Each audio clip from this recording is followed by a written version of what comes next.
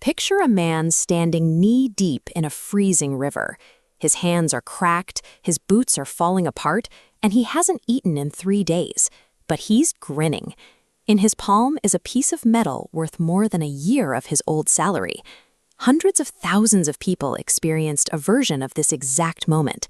They abandoned their families and walked across continents, entirely driven by a rumor.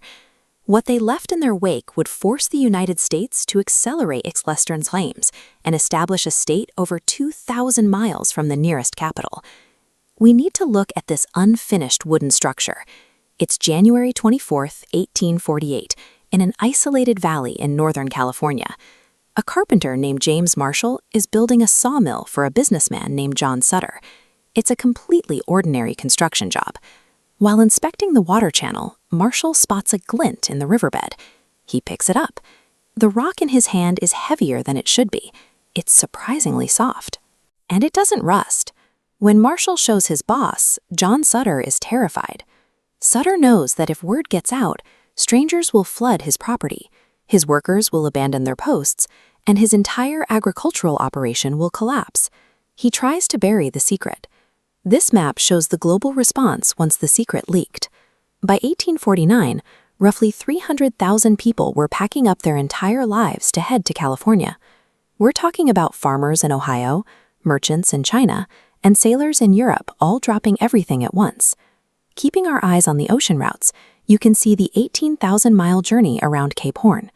In an era before commercial railroads, booking passage on one of these ships meant a freezing voyage that consumed 6 months of your life.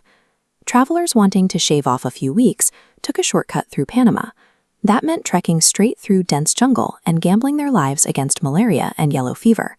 Then there were the overland routes.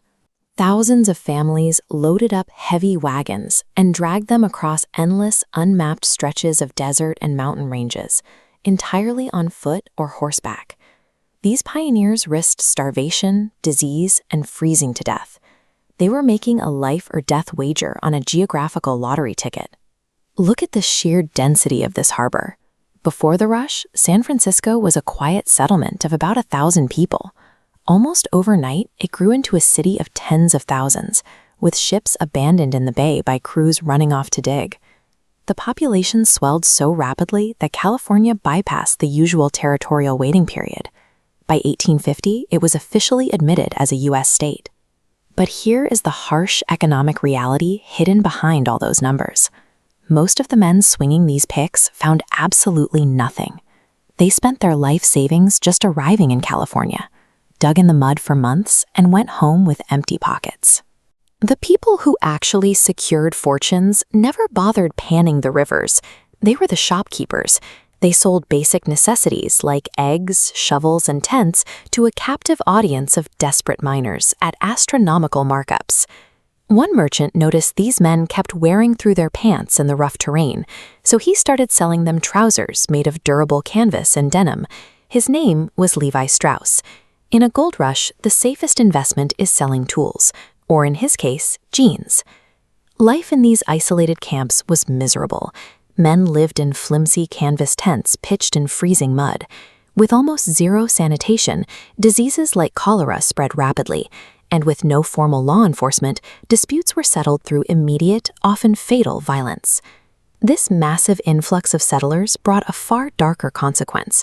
As hundreds of thousands of people poured into the valleys, they violently displaced the Native American communities who had lived there for generations.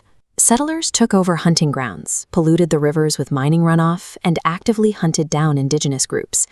The native population of California collapsed at a horrifying rate in just a few short years. When you look closely at the human cost, the story loses its romantic shine.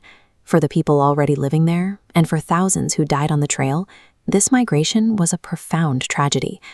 This map of early American infrastructure shows how supporting 300,000 new residents forced the government to establish regular mail contracts and permanent supply roads. This heavy traffic turned temporary wagon ruts into reliable trade routes, making a transcontinental railroad a logistical necessity. It also set a political time bomb. California entering the Union as a free state upset the balance of power in Washington, intensifying the fierce debates over slavery that accelerated the path to the Civil War. Economically, the influx of bullion led to the creation of the first major West Coast banks and stock exchanges. This concentrated wealth allowed San Francisco to build deep-water ports, opening up direct shipping lanes to markets in China and Australia. But its most lasting export was an idea. The gold rush forged the cultural belief that no matter your background, if you are bold enough to take a massive risk, you can strike it big. The gold itself was a fleeting illusion that vanished almost as quickly as it appeared, but the people who arrived to find it stayed behind, populating towns and funding the industries that outlasted the mines. The 49ers left behind something far more valuable than metal in a riverbed. They laid the foundation for the modern American West, an economic powerhouse built by a massive wave of desperate dreamers.